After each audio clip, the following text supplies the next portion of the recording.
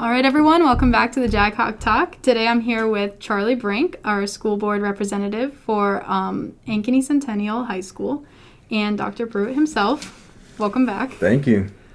So, Charlie, just tell us what it's like being a school board representative.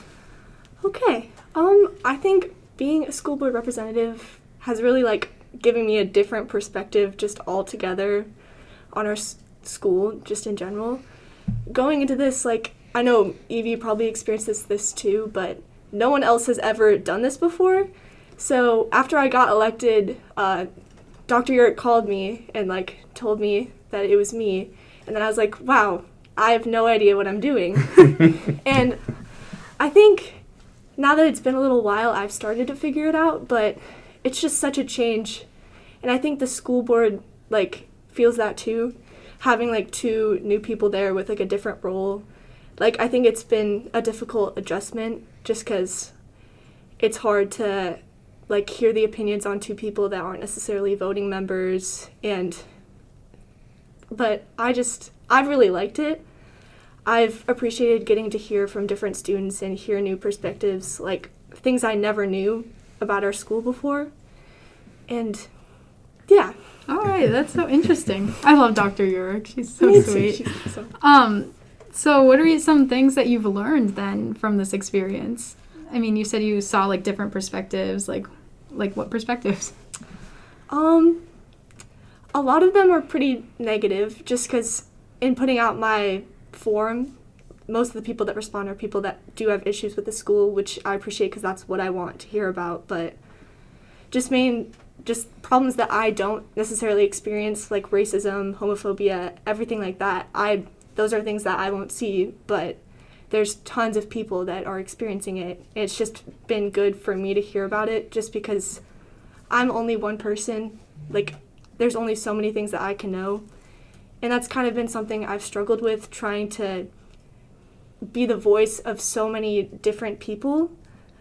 But I think that as I've gone through this, I've been able to learn a lot more about different people, and yeah. Good. It's been exciting. Good. So, that's actually a perfect transition to my question about actually I'll start with this.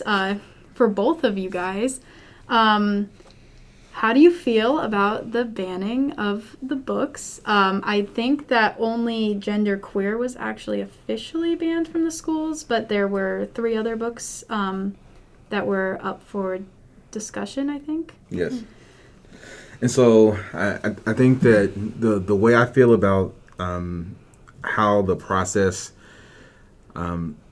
what process we went through, we follow policy, according to, again, because we have a board, they set policy with regards to, when a parent or a community member has a concern about any literature that's out there in our libraries within the district. There's a policy around how we go about reconsidering having that book in circulation. And so I'm happy with regards to the process that we went through. And again, part of my job is to, once policy is set, is then my job to implement that policy at a high level. And I think that what's been posted online with regards to how that committee went through the reconsideration process and the findings from that committee really show a high level of integrity with regards to how we went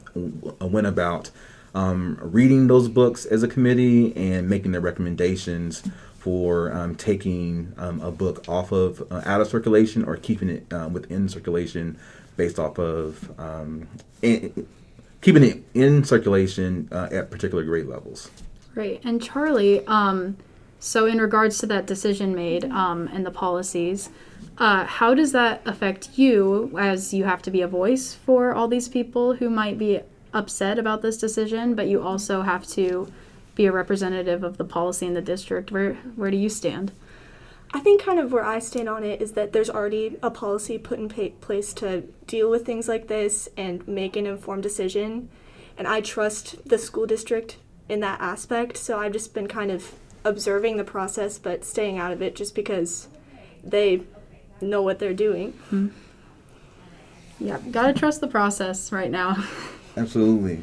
I think that the other thing about our policy and the process that we follow, not only when a parent or community member has a concern about a book, it is what's been going on recently has also made me and my team reconsider and think about how we go about selecting books for our schools to put into circulation. And so although there's been a lot of controversy and sometimes anger around these books, it also has given us an opportunity to be reflective about our practice around how texts are selected to be put into circulation at our school district. Yeah. That's always something I've wondered about personally, because I was in 8th grade and had a book recommended to me, and in the Northview Library, I think it was called Stolen Girl, and it is a very good read. I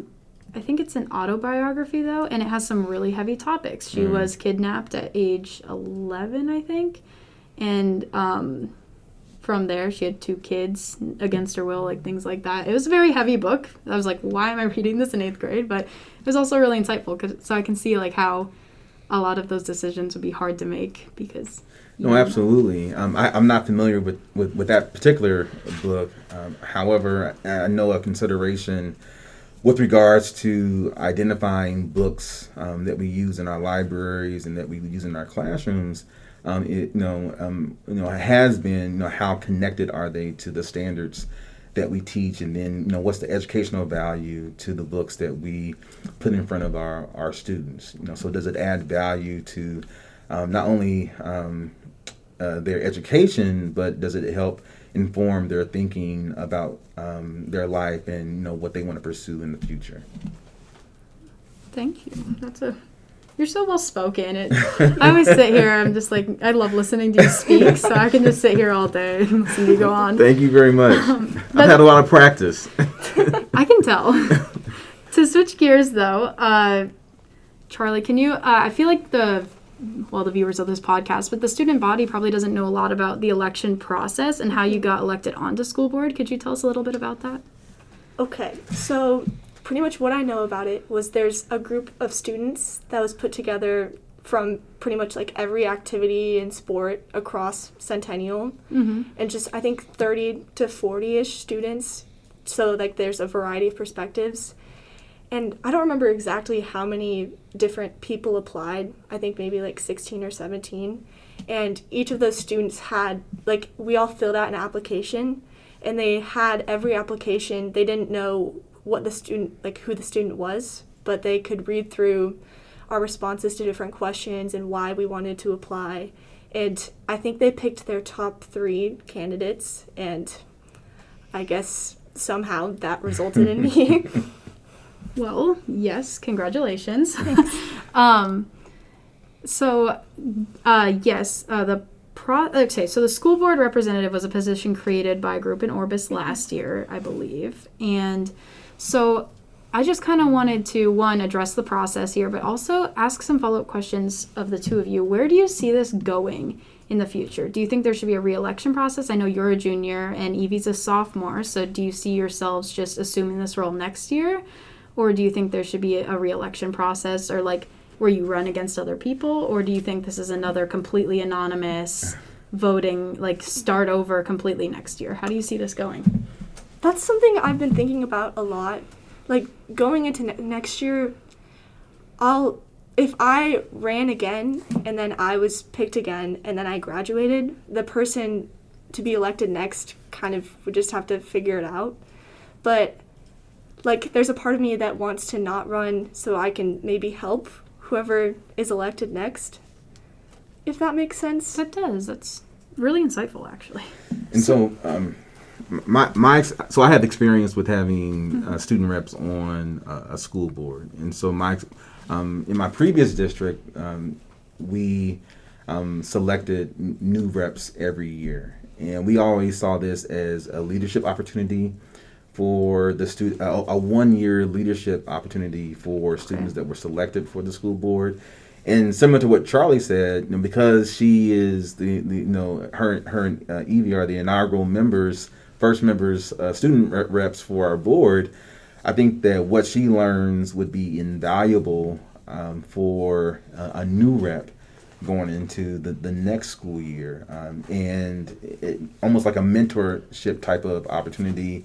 Not only having that leadership experience with serving on the board, but then when someone else comes up to participate as the student rep, they can lean on Evie and Charlie with regards to asking questions, and not that they're going to make mistakes, but how they go about being a more effective student rep for our school district. I actually see this evolving in potentially many ways for our student reps with regards to their participation on the Student Advisory Council. I really see, right now, I'm the one leading the Student Advisory Council. I really see it evolving eventually to where our student reps are leading the Superintendent Student Advisory Council, with me participating and getting feedback from my board student reps and the students that comprise of the Student Advisory Council. So I think that there are opportunities, but your question is making me think that we actually need to start thinking about our process for the 22-23 school year with regards to our school board members. That was actually my next question. So since this whole idea started with Orbis, I could see it ending with Orbis as well, as I bet sometime the idea will be approached and a group of Orbis students will take on the challenge of pursuing this as like a generational thing. Absolutely. So then I get my follow-up question is, do you have any plans or ideas to keep track of what you're learning and ways to pass this forward to the next school board representative? That's a really good question. I guess we've only been doing this for like a month or so. That's so true. I'm asking the tough questions. I still don't really know what I'm doing. I've definitely learned a lot as this has gone along. I think as the year goes on and the more I learn, I think it'd be good to be able to pass down some of that knowledge to whoever comes next. But at the same time, I feel like it's kind of up to whoever's elected to take on the role they want to, as they want to, and do what they want to with it. But at the same time, I just think it would be good to have some sort of information that would help them go about it.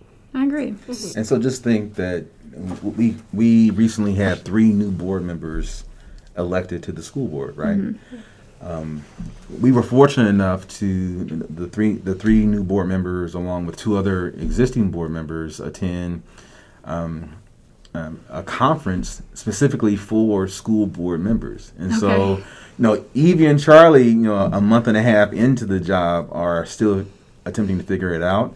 Our new board members, although one has experience from being on the board, the other 2 are new, and so there's a lot of learning with regards to what it means to be on the board, be a good governing board, and then on top of that, for our student reps, we're still trying to figure out what that means for our student reps and how they can ensure that their voices are heard outside of the board member reports at the end of the meeting, and then how they go about giving feedback not only to me, but then also feedback to our 7 board members. And so Charlie and Evie shouldn't feel bad that they haven't figured it out yet.